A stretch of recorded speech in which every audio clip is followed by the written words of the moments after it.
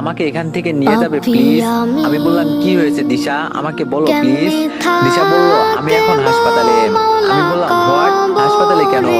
দিশা বলল ওরা আমাকে এই 2 দিন অনেক মেরেছে, অনেক অত্যাচার নির্যাতন করেছে, এমনকি গরম খুন্তির ছেঁকাও দিয়েছে।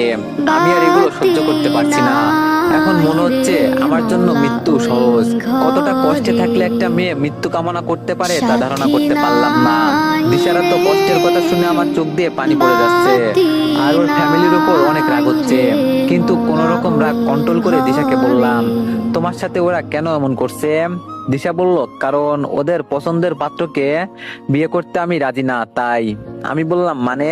দিশা বলল মানে আমার চাচির মামাতো ভাইয়ের নজর আমার দিকে। বুইড়া বেডা একটা, চরিত্রও ঠিক নেই, অনেক বিয়ে করেছে, এখন আমার উপর নজর পড়েছে, তাই চাচিকে বলে আমার সাথে বিয়ে ঠিক করেছে।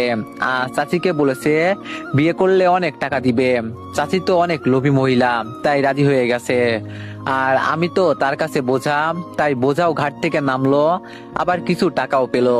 মানে ওনার এক ডিলে 2 পাখি মারার সমান। কিন্তু আমি রাজি নই, তাই এই 2 দিন অনেক অত্যাচার নির্যাতন করেছে আমাকে। এখানে থাকলে হয়তো ওদের অত্যাচারে আমি মরেই যেতাম, তাই ঠিক করি পালিয়ে যাব। আর আমাকে পালাতে সাহায্য করেছে আমার চাচা। রাতের বেলা আমি ওই বাসা থেকে পালিয়ে আসি, কিন্তু খুন্তির ছেঁকা আর বিভিন্ন ধরনের ওই নির্যাতনের ব্যথায় আমি রাস্তাতেই অজ্ঞান হয়ে যাই। তারপর কি হয় আমি জানি না। যখন জ্ঞান ফিরলো তখন দেখি আমি হাসপাতালে। হয়তো রাস্তায় থাকা মানুষগুলোই আমাকে এখানে এনেছে। এখন কোথায় যাব, কি করব কিছুই বুঝতে পারছি না। বলেই দিশা কান্নায় ভেঙে পড়ে।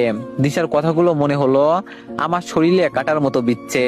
আমার চোখ দিয়ে অঝরে পানি পড়তে লাগলো। তারপর আমি দিশাকে কিছুক্ষণ সান্ত্বনা দিলাম আর বললাম দিশা এত কিছু হয়ে গেল আর তুমি আমাকে জানানোর প্রয়োজন বোধ করলে না? দিশা বলল